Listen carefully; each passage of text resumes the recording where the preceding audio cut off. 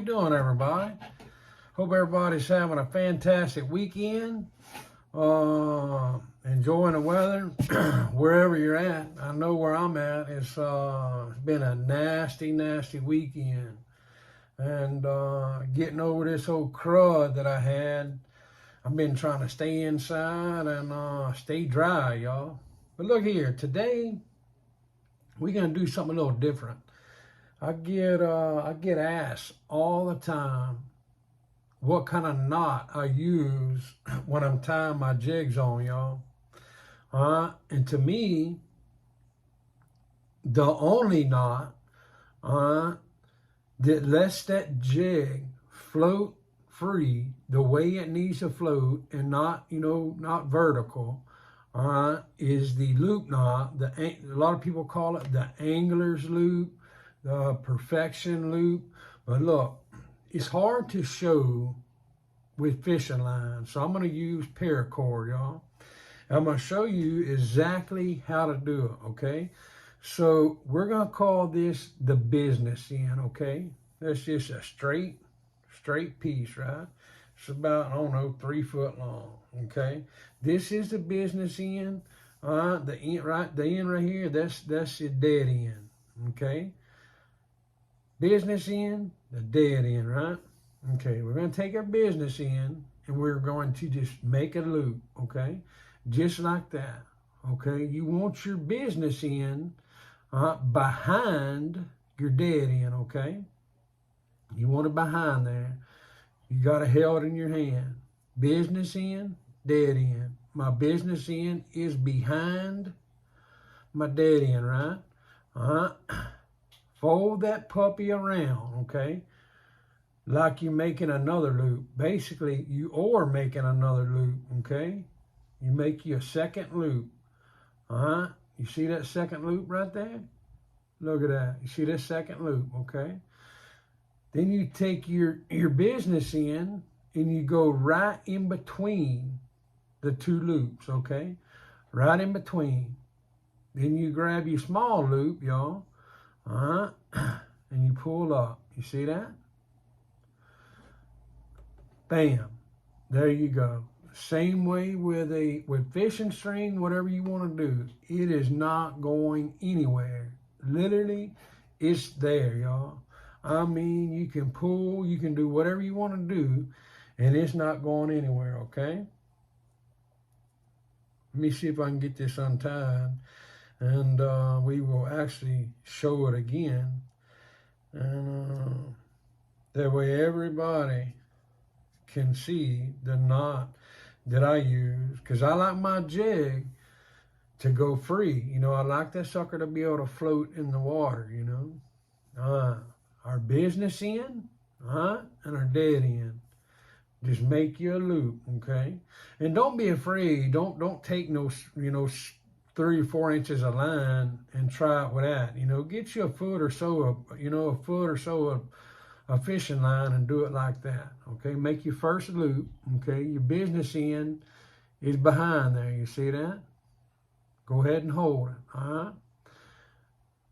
Wrap it around, okay? And you're going to make you a second loop. You see how I formed that second loop? So you got 2 loops, okay? Your business end is literally going right in between them two loops. See that? Grab your small loop, pull up, y'all. You see that? As you're tightening, bam, that's it. I'm telling you, to me, that is one of the best knots for jigs, y'all. That's my opinion. That's what I use.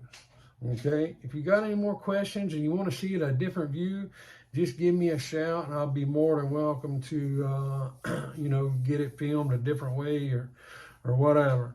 Okay, so look. Now, I got the same identical knot tied in my braided line here. And yes, I'm using braided line. A lot of people, me included, I hated braided line for years, y'all. I thought it affected my catch rate. I thought a crappie did not like it. But with the advancement in braided line just over the last 3 or 4 years, it's unbelievable, y'all. The movement, the sensitivity is unbelievable on some of these lines, y'all. Now, I've used spider wire. I've used the H2O brand. Man, I have used a ton of braided line, and I've used fluorocarbon. I've used it all. But to me, I like a good 10-pound braid, y'all. Just use your favorite brand. I mean, right now, fishing line is high as a sawgun. I'm telling you, it's very high. Everybody knows that. So whatever your favorite brand is, I use a braid. Now, I used to, use a braid all the way, and then I would make me like a 3-foot leader out of monofilament. But, man, I'm telling you, I've literally tried and thrown 10,000 different jigs, with that leader, and then without the leader. And it did not affect my catch rate, none, just a straight braid. So, yeah, when they first come out with a braid years ago, it may not have been the case, but I'm telling you, the sensitivity of some of this braid, y'all, is unbelievable. I really like it. It keeps you from losing a ton of lures in these brush tops. I'm just all around braided man now, and my go-to is 10 pound. I'll use 8 or 10 pound braid on every rod and reel I got, y'all. Okay, so we use that angler's loop. You can see there's a loop right there, okay? There's your loop. Now I just take that puppy, I feed that sucker right through my jig, y'all. Once I get it through my jig, I open that loop up. See that? Then I put my jig straight through that loop, y'all. Bam. Sometimes when you get a lot of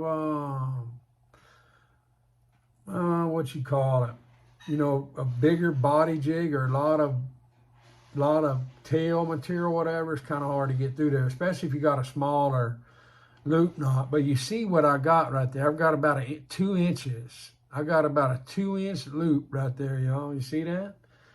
When you open it up, so it's not hurting nothing, if you tie you about a 2-inch loop knot, and you just feed that thing right through there. Now look, when that sucker's setting in the water, that's how it's setting.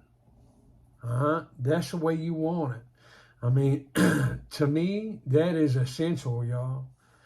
That's exactly how you want that jig setting. That's my opinion. A lot of people may differ, but this is my style of fishing, and I find this, works best for me, y'all. So that answers that question, y'all. Like I say, if anybody else has a suggestion or or needs more info on how to tie that knot, wants to see it from a different view, then hey, we'll talk about it. Okay, I'll do whatever I can to help you. All right. Now I wish that I had a little split shot weight, but I do not, y'all. I do not. Okay, this is the second part of the video here, and you drop this puppy down in there in a brush top, or open water or some grass, whatever you fishing. You can drop that sucker down there and you can jig it all day long, and you may wear the fish out, who knows. But me, I like to put a weight. Okay, I fish a 99.9% of the times, I fish a double jig rig, y'all. The reason being, not only do you get 2 separate colors, I mean, you can use the same color if you want, or you can get you a different color. I just tie me another loop knot, the same identical knot, above my original knot, okay? This is just for demonstration purposes only, y'all. I'm not going to, it's not going to be exact. I try to go about 14 to 18 inches apart. that when I'm fishing, that's what I want, 14 to 18 inches apart, okay? Another loop knot. There we go, y'all. Look at that. Now, when you drop that bad boy in the water, y'all, and you're jigging along there, and I've done a lot of fishing, y'all, I'm telling you. To me and to that fish, you got this first one here jigging along, right? You got your second one jigging along right behind it. To that fish, to that crappie or that bass or that perch, whatever you're targeting, it looks like this one is chasing the first one in the water. That's the presentation you're showing, okay, with that double jig rig. The same thing is if you had a weight, all right? You don't have to have 2 jigs on there. If you don't want it, 2 jigs, I put me a weight. Just put your number 7 split shot right here above it, It brings the same presentation. And I'm telling you, when I started fishing, when I started putting a weight or rigging it with a double jig rig, my catch rate did go up, y'all. I'm telling you, because that fish actually thinks that this first, let's say this first jig, that's what that fish is looking at. It sees it coming through the water, It thinks literally that another bait fish or something is chasing this first jig, y'all. And it really does help with your catch rate. This is just my opinion, I'm not the world's greatest fisherman. I just spent a ton of time on water, y'all, a ton of time. So look, guys and gals, I sure appreciate each and every one of y'all. I cannot thank my subscribers, my viewers enough. It means the world to me, y'all. I just like to show different things because I get, a lot of people hit me up in the comments and send me texts, hey, what's your favorite knot? What's your favorite 4 colors? I get all kind of questions, and I want to answer them, the best way, the most honest way that I know how, And I believe that, everybody has fishing secrets or whatever, but I believe I believe in sharing. I believe that everybody deserves, the same chance at catching fish as me. So, I show everybody, everything down to my brush tops. A lot of people get upset about the brush tops. Heck, I give people the coordinates of my brush tops. A lot of people that come on my guided trips, I actually had some people a while back. Give me just a minute, I'll tell the story.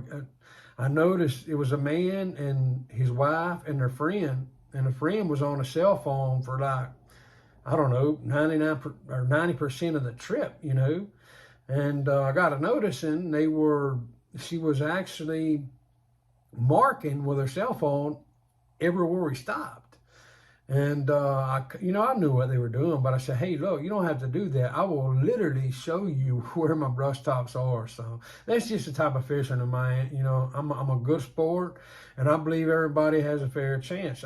Needs a fair chance, But anyway, if y'all have questions, about the way I fish or about the way I tie jigs or anything, hey, don't be afraid to reach out. I will give, my advice on everything, I'm here to help, same way as, I give out all my information. You see me tie these jigs from start to finish. I believe that's, jig tires or craftsmen, they are dying breed, we need to spread that knowledge, that way, our kids and grandkids and great grandkids, they have people tying and they can enjoy the same type of fishing that we do. So anyway, guys and gals, that's just my 2 cents on it. I appreciate y'all watching this video. God bless. I hope this helps you catch more fish, y'all. Look, and we will see y'all next time.